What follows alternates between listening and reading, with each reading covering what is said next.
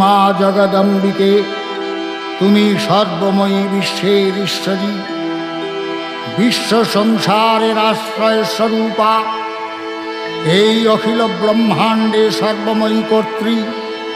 তোমার অন্তরস্থলেই সৃষ্টিকর্তা ব্রহ্মা, সর্বশক্তিমান বিশ্বপাতা বিষ্ণু এবং প্রলয়কর্তা দেবাদিদেব বিরাজমান। তুমি দেবগণের আধার স্বরূপা, দেবতাদের ও পিতৃলোকের পরম তৃপ্তিদায়ক স্বাহা সধা হব্য ও কব্যরূপে প্রকাশমানা। হে মা কালী, হে মা বিশ্বজননী, তোমার শরণাগত ভক্তের প্রতি তোমার আশিস প্রতিনিয়ত ভক্ত মস্তকে যেন বর্ষিত হয়, শুধু এইটুকু প্রার্থনা।